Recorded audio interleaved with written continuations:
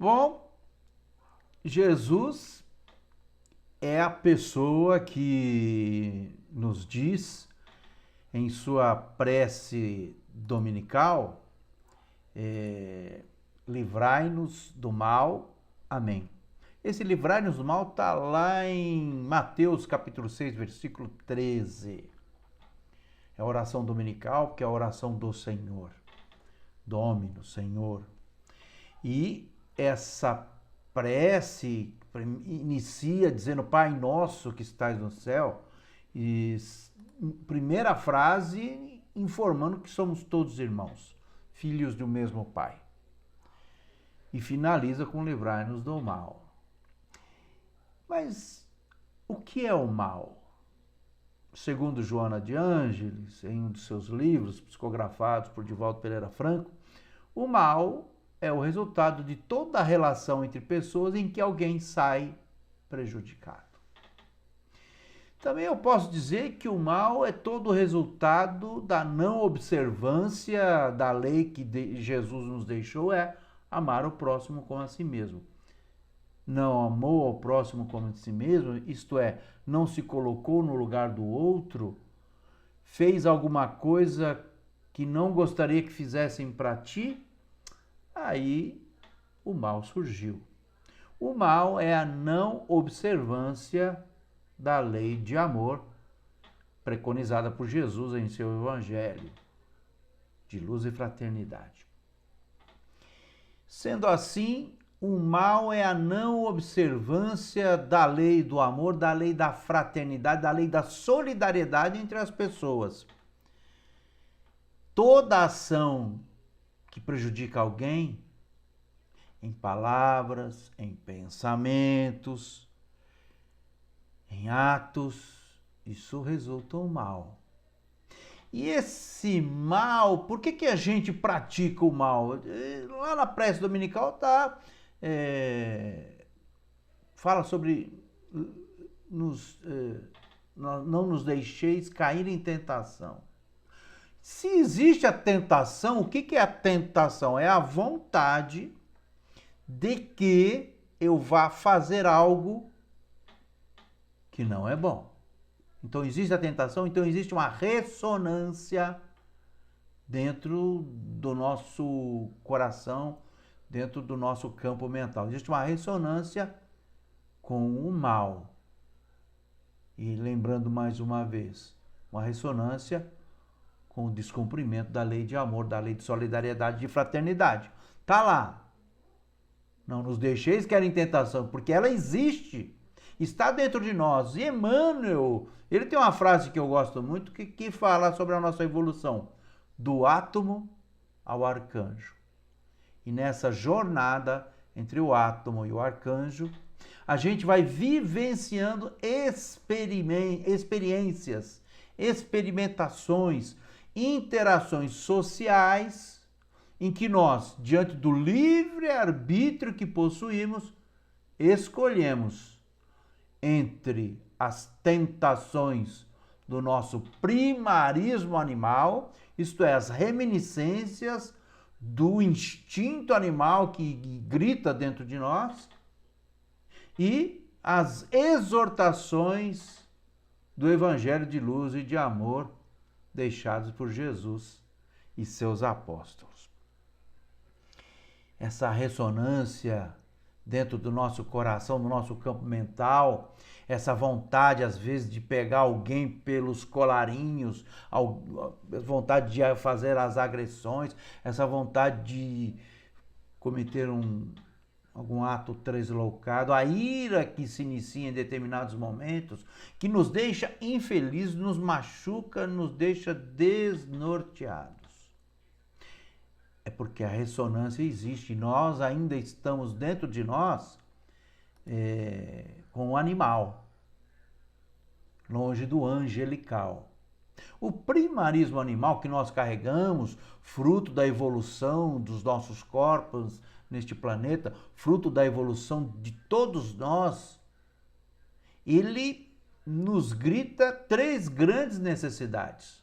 A necessidade da reprodução da espécie através do sexo, a necessidade da alimentação, da nutrição e a necessidade do descanso, do repouso.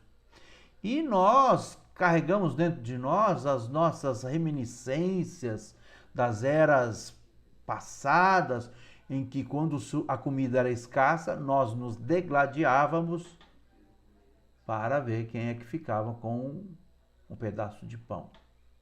Quando o ser humano desenvolve a agricultura e desenvolve o pastoreio, ele acaba se fixando na terra, isso ao longo dos milênios, na jornada evolutiva da humanidade nesse planeta. Então, nós fincando raízes na terra, fazendo a agricultura e pastoreando os animais, nós aumentamos a produção de alimentos, aumentamos as condições de sobrevivência daquela tribo, daquele clã, daqueles homens e mulheres de milhares de anos atrás.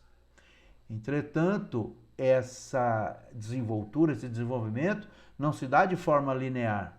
Enquanto que alguns grupos de homens e mulheres primitivos conseguiam ter certa abundância de semente, de grãos, de proteína animal, outros grupos passavam fome. E esse encontro desses grupos, em vez de ser permeado pela fraternidade, pela cooperação, em que aquele que tinha sobrando pudesse contribuir com o que aquele que estava em carência, não se deu assim. Surgem aí as guerras pela dominação das terras, da propriedade privada, da produção das pessoas, das sementes, da riqueza, do acúmulo. E essas guerras é uma guerra pela sobrevivência. Isso fez parte do desenvolvimento da humanidade na história no planeta Terra. Hoje, com a tecnologia que nós temos, de produção ininterrupta durante todo o ano, que é o caso aqui do Brasil, da agricultura, da grande oferta de comida, hoje não cabe mais guerras, não cabe mais essa dominação. O que nós vemos na Europa, na Ucrânia, não só na Ucrânia e Rússia, mas na África, existem várias e várias guerras. Então, hoje em dia, não cabe mais, não há justificativa a não ser a cobiça, o egoísmo, a sede de poder. Nós temos dentro de nós essa reminiscência que, diante da dificuldade, diante de uma determinada situação, nós queremos dominar o espaço ao nosso redor, chamado espaços de poder. Nós queremos dominar. Então vem aí a gente quer dominar dentro de casa, a gente quer dominar no nosso bairro, no país, no mundo inteiro. É o egoísmo gritando alto, impedindo, lembra do átomo ao arcanjo? Impedindo esse arcanjo de se instalar em nosso coração. Isso é o reino dos céus. Esse reino imaterial que compete a todos nós construirmos é o da fraternidade. Você distribui a cesta básica, mas acima de tudo você faz a caridade. E caridade, está lá na pergunta 886 do Livro dos Espíritos, a caridade que Jesus entende é a caridade em que você não humilha aquele que recebe. É aquele que você constrói as condições daquele que está caído se levantar e ter autonomia sobre sua vida. O ideal é que as pessoas se levantem e caminhem em direção à lei de amor. Mas tem muita gente ainda que não acordou para isso. Essas reminiscências que nós trazemos em nosso coração, nós temos alguma predileção, nós ainda gostamos do poder. O poder nos inebria. Quer conhecer uma pessoa? Dê-lhe poder. O dinheiro em abundância é poder, a beleza é um tipo de poder. A capacidade que as pessoas têm de se comunicar, exercem poder umas sobre as outras. E o poder de Jesus? Jesus trouxe o poder do perdão, o poder do amor, o poder da fraternidade, o poder da indulgência, da misericórdia, o poder da piedade, da compaixão. Esse poder, ele transforma o mundo. Ele não desassocia, mas ele constrói junto, ele congrega, ele comunga, ele agrega as pessoas em torno de uma lei maravilhosa, que é a lei de amor uns aos outros.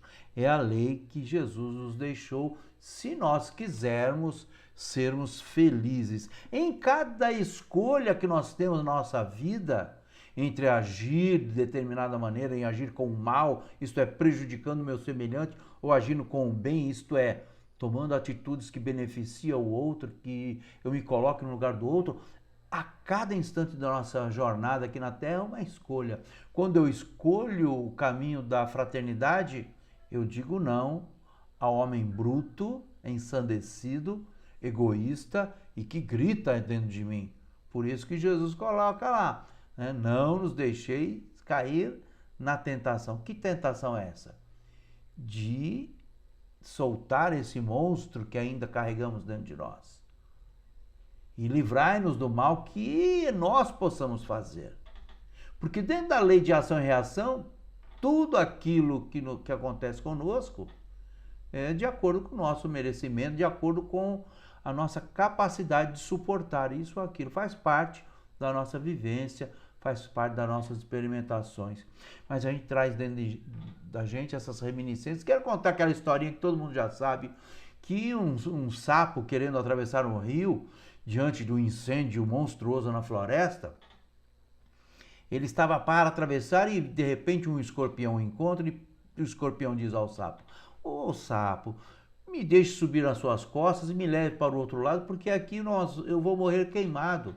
E o sapo diz: "Mas escorpião, você vai me picar, você vai me envenenar." E o escorpião diz: "Não, não vou fazer isso não, não posso fazer. Eu não posso, porque se eu te picar, você morre e eu morro junto, vou me afogar." Então, nesse momento, o sapo falou: "Tá bom, suba nas minhas costas." E o sapo entrou na água e quando chegavam mais ou menos no meio do rio, o escorpião ferroou o sapo. E o sapo, diante daquela ferroada, aquela dor lancinante, diz ao escorpião: "Mas escorpião, você falou que não ia fazer isso." E o escorpião disse: "Ah, era mais forte do que eu, não aguentei, faz parte da minha essência." E morreram o sapo e o escorpião. No plano espiritual, encontramos o escorpião e o sapo conversando na fila de entrar no céu. Chegando lá, conversando com os tratadores de animais, o sapo chegou e falou: "Estou querendo entrar no céu, tive uma vida difícil, morri afogado." E o anjo dos animais pergunta ao escorpião: "E você?" "Ah, eu também quero entrar no céu, porque eu também tive uma vida difícil, morri afogado." E o anjo fala: "Mas vocês dois não morreram juntos?" "Sim, morremos juntos." Aí o escorpião diz: "Eu ferroei ele, não aguentei a vontade, eu não aguento, isso faz parte da minha natureza." Aí o anjo diz: "Então você, escorpião, volte, você vai reencarnar e vamos ver se da próxima vez você consegue suportar a tentação que existe em você." E o escorpião foi encaminhado para a nova encarnação. O sapo seguiu feliz no plano espiritual por algum tempo. Claro que isso é uma história, porque nós sabemos que os animais, quando morrem, são quase que imediatamente encaminhados para a nova reencarnação. Mas todos nós temos um pouco do sapo, todos nós temos um pouco do escorpião. Existem aquelas coisas dentro da gente que a gente não consegue dominar. Por isso é bom fazer as preces: "Pai nosso que estás nos céus, livrai-nos do mal, né? Não nos deixeis cair em tentação. Pedi e obtereis." É essa a conversa de hoje. Quando Jesus pede para Deus nos livrar do mal, é do mal que nós venhamos a cometer. Se você estiver numa situação difícil e tiver alguém que possa te ajudar, segura o seu escorpião e receba ajuda e não ferroe ninguém pelas costas. Muito obrigado. Fiquem com Deus.